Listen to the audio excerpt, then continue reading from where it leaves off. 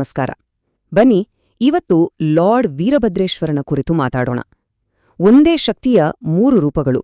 ಇದು ಹೇಗ್ ಸಾಧ್ಯ? ಈ ರಹಸ್ಯವನ್ನ ಅರ್ಥ ಮಾಡ್ಕೊಳ್ಳೋಕೆ ಉತ್ತರ ಕರ್ನಾಟಕದ 3 ಪವಿತ್ರ ಕ್ಷೇತ್ರಗಳ ಕಡೆಗೆ ನಮ್ಮ ಪಯಣ ಶುರು ಮಾಡೋಣ.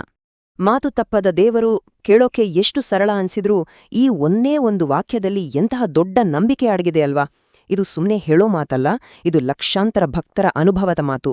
ಹಾಗಾದ್ರೆ ಈ ಅಚಲವಾದ ವಿಶ್ವಾಸದ ಹಿಂದಿರೋ ಆ ಶಕ್ತಿ ಯಾವುದು? ಬನ್ನಿ ಅದರ ಬಗ್ಗೆ ತಿಳ್ಕೊಳ್ಳೋಣ. ಈ ನಂಬಿಕೆಯ ಮೂಲವನ್ನ ಹುಡುಕ್ತಾ ಹೋದ್ರೆ ನಾವು ಉತ್ತರ ಕರ್ನಾಟಕದ ವೀರಶೈವ ಪರಂಪರೆಗೆ ಹೋಗಿ ನಿಲ್ತೇವೆ. ಅಲ್ಲಿನ ಜನರ ಜೀವನದಲ್ಲಿ ಗ್ರಾಮ ದೇವತೆಗಳ ಆರಾಧನೆಯಲ್ಲಿ ವೀರಭದ್ರನಿಗೆ ಒಂದು ತುಂಬಾನೇ ವಿಶೇಷವಾದ ಸ್ಥಾನ ಇದೆ. ಇದು ಬರೀ ಒಂದು ಪೂಜೆಯಲ್ಲ, ಜನರ ಬದುಕಿನ ಒಂದು ಭಾಗವೇ ಆಗಿ ಹೋಗಿದೆ. ಹಾಗಾದ್ರೆ ಈ ಮಹಾನ್ ಪರಂಪರೆಯ 3 ಮುಖ್ಯ ಶಕ್ತಿ ಕೇಂದ್ರಗಳು ಯಾವುದು? ಅವೇ ಗೊಡಚಿ, ಯಡೂರು ಮತ್ತು ಸಿಂಗಟಾಲೂರು. ಇಲ್ಲಿರೋ ವಿಶೇಷತೆ ಏನ್ಗೊತ್ತಾ? ಶಕ್ತಿ ಒಂದೇ ಆದ್ರೂ ಪ್ರತಿಯೊಂದು ಕ್ಷೇತ್ರದಲ್ಲೂ ವೀರಭದ್ರನನ್ನ ಬೇರೆ ಬೇರೆ ರೂಪದಲ್ಲಿ ಬೇರೆ ಬೇರೆ ಕಾರಣಗಳಿಗಾಗಿ ಪೂಜೆ ಮಾಡ್ತಾರೆ. ಸರಿ, ಹಾಗಾದ್ರೆ ನಮ್ಮ ಪಯಣವನ್ನ ಮೊದಲ ಕ್ಷೇತ್ರದಿಂದ ಶುರು ಮಾಡೋಣ. ಅದುವೇ ಬೆಳಗಾವಿ ಜಿಲ್ಲೆಯ ಗುಡಚಿ.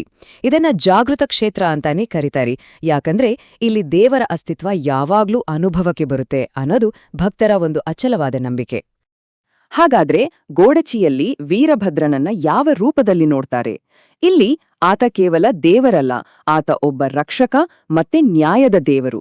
ಅಂದ್ರೆ ತನ್ನನ್ನ ನಂಬಿದವರನ್ನ ಕಾಪಾಡ್ತಾ ಅನ್ಯಾಯ ಆದವರಿಗೆ ನ್ಯಾಯವನ್ನ ಒದಗಿಸ್ಕೊಡ್ತಾನೆ ಅಂತೆ ಇಲ್ಲಿನ ಜನ ಬಲವಾಗಿ ನಂಬಿದ್ದಾರೆ. ಗೊಡಚೆಯಿಂದ ಈಗ ನಾವು ಯಡೂರಿನ ಕಡೆ ಹೋಗೋಣ. ಇಲ್ಲಿನ ಒಂದು ವಿಶೇಷತೆ ಏನು ಅಂದ್ರೆ ವೀರಭದ್ರನನ್ನ ಊರ ದೇವ್ರು ಅಂದ್ರೆ ಗ್ರಾಮ ದೇವತೆ ರೂಪದಲ್ಲೂ ಪೂಜೆ ಮಾಡ್ತಾರೆ. ಇದು ದೇವರು ಮತ್ತೆ ಜನರ ನಡುವೆ ಎಷ್ಟು ಆತ್ಮೀಯವಾದ ಸಂಬಂಧ ಇದೆ ಅನ್ನೋದನ್ನ ತೋರಿಸುತ್ತೆ. ಯಡೂರು ವೀರಭದ್ರನನ್ನ ಸಂಕಷ್ಟ ಪರಿಹಾರಕ ಅಂತಾರೆ. ಅಂದ್ರೆ ಆರೋಗ್ಯ ಸರಿಯಿಲ್ಲದಿದ್ದಾಗ ಅಥವಾ ಜೀವನದಲ್ಲಿ ಬೇರೆ ಯಾವುದೇ ಕಷ್ಟಗಳು ಬಂದಾಗ ಜನ ಇಲ್ಲಿಗೆ ಬಂದು ಹರಕೆ ಹೊತ್ಕೋತಾರೆ. ಆತ ಎಲ್ಲವನ್ನೂ ಸರಿ ಮಾಡ್ತಾನೆ ಅನ್ನೋದು ಇಲ್ಲಿನ ಜನರ ನಂಬಿಕೆ. ಇಲ್ಲಿನ ಆಚರಣೆಗಳೇ ಒಂಥರ ವಿಶಿಷ್ಟ. ಈಗ ನಮ್ಮ ಪಯಣದ ಕೊನೆಯ ತಾಣ 3ನೇ ಕ್ಷೇತ್ರ ಸಿಂಗಟಾಲೂರು. ಪವಿತ್ರವಾದ ತುಂಗಭದ್ರಾ ನದಿಯ ತೀರದಲ್ಲಿರೋ ಈ ಕ್ಷೇತ್ರ ತುಂಬಾನೇ ಹಳೆಯದು.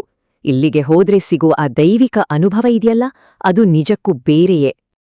ಇಲ್ಲಿನ ಒಂದು ನಂಬಿಕೆ ಪ್ರಕಾರ ತುಂಗಭದ್ರಾ ನದಿಯಲ್ಲಿ ಒಂದು ಪುಣ್ಯ ಸ್ನಾನ ಮಾಡಿ ಆಮೇಲೆ ವೀರಭದ್ರನ ದರ್ಶನ ಪಡ್ಕೊಂಡ್ರೆ ಮಹಾಪುಣ್ಯ ಸಿಗುತ್ತಂತೆ. ಅಲ್ನೋಡಿ, ಪ್ರಕೃತಿ ಮತ್ತು ದೈವಿಕ ಶಕ್ತಿ ಎರಡೂ ಒಟ್ಟಿಗೆ ಸೇರಿದ ಹಾಗೆ. ಹಾಗಾದ್ರೆ ಸಿಂಗಟಾಲೂರಿನ ವೀರಭದ್ರನ ವಿಶೇಷತೆ ಏನು? ಇಲ್ಲಿ ಆತನನ್ನ ಧೈರ್ಯ, ಶಕ್ತಿ ಮತ್ತು ಆತ್ಮಸ್ಥೈರ್ಯ ಕೊಡುವ ದೇವರು ಅಂತ ಪೂಜಿಸ್ತಾರೆ. ಜೀವನದಲ್ಲಿ ಏನಾದ್ರೂ ಕಷ್ಟದ ಸವಾಲುಗಳು ಎದುರಾದಾಗ ಅದನ್ನ ಎದುರಿಸೋಕೆ ಬೇಕಾದ ಶಕ್ತಿ ಕೊಡು ಅಂತ ಜನ ಇಲ್ಲಿಗೆ ಬಂದು ಬೇಡ್ಕೋತಾರೆ. ಸರಿ, ಈಗ ನಾವು 3 ಕ್ಷೇತ್ರಗಳ ಬಗ್ಗೆ ತಿಳ್ಕೊಂಡ್ವಿ. ಒಂದೊಂದು ಕಡೆ ಒಂದೊಂದು ಮಹಿಮೆ. ಈಗ ಈ 3ಅನ್ನೂ ಒಟ್ಟಿಗೆ ಸೇರ್ಸೋ ಅಸಾಮಾನ್ಯವಾದ ನಂಬಿಕೆ ಏನು ಅಂತ ನೋಡೋಣ. ನಮ್ಮ ಇವತ್ತಿನ ವಿಶ್ಲೇಷಣೆಯ ಅತೀ ಮುಖ್ಯವಾದ ಭಾಗವೇ ಇದು. ನೋಡಿ, ಗೊಡಚಿಯಲ್ಲಿ ನ್ಯಾಯ ಮತ್ತೆ ರಕ್ಷಣೆ ಸಿಕ್ಕ್ರೆ, ಯಡೂರಿನಲ್ಲಿ ಸಂಕಷ್ಟಗಳು ದೂರ ಆದ್ರೆ, ಸಿಂಗಟಾಲೂರಿನಲ್ಲಿ ಧೈರ್ಯ ಮತ್ತೆ ಶಕ್ತಿ ಸಿಗತ್ತೆ. ಇವು ನೋಡೋಕೆ 3 ಬೇರೆ ಬೇರೆ ಕ್ಷೇತ್ರಗಳು ಅಂತ ಅನ್ಸಿದ್ರು ನಿಜವಾಗ್ಲೂ ಇವು ಒಂದೇ ವೀರಭದ್ರ ಪರಂಪರೆಯ 3 ಶಕ್ತಿಶಾಲಿ ರೂಪಗಳು. ಈಗ ನಾವು ಶುರುವಿನಲ್ಲಿ ಕೇಳಿದ ಆ ಮಾತಿಗೆ ವಾಪಸ್ ಬರೋಣ. ಗೊಡಚಿ ಯಡೂರು, ಸಿಂಗಟಾಲೂರು ವೀರಭದ್ರ ಮಾತು ತಪ್ಪದ ದೇವ್ರು. ಈಗ ನೋಡಿ, ಈ 3 ಹೆಸರುಗಳನ್ನು ಸೇರಿಸಿ ಹೇಳಿದಾಗ ಆ ವಾಕ್ಯಕ್ಕೆ ಸಿಗುವ ಅರ್ಥವೇ ಬೇರೆ ಅಲ್ವಾ? ಇದು ಬರೀ ಒಗ್ಗ ದೇವರ ಕಥೆಯಲ್ಲ, ಇದು ಜೀವನದ ಬೇರೆ ಬೇರೆ ಸವಾಲುಗಳಿಗೆ ಉತ್ತರ ಕೊಡುವ ಒಂದೇ ಮಹಾನ್ ಶಕ್ತಿಯ ಮೇಲಿಟ್ಟಿರೋ ನಂಬಿಕೆ. ಕೊನೆಯದಾಗಿ ಒಂದು ಯೋಚನೆ ಮಾಡೋಣ. ನ್ಯಾಯ, ಕಷ್ಟಗಳಿಂದ ಪಾರಾಗೋದು ಮತ್ತೆ ಧೈರ್ಯ, ಈ 3 ಶಕ್ತಿಗಳಲ್ಲಿ ನಮ್ಮ ಇವತ್ತಿನ ಜೀವನಕ್ಕೆ ಯಾವುದು ಅತಿ ಹೆಚ್ಚು ಬೇಕು ಅಂತ ಅನ್ನಿಸ್ತೆ? ಇದನ್ನ ಸ್ವಲ್ಪ ಯೋಚನೆ ಮಾಡಿ. ಈ ಪ್ರಶ್ನೆಯೊಂದಿಗೆ ಇವತ್ತಿನ ಈ ವಿಶ್ಲೇಷಣೆಯನ್ನ ಮುಗಿಸೋಣ.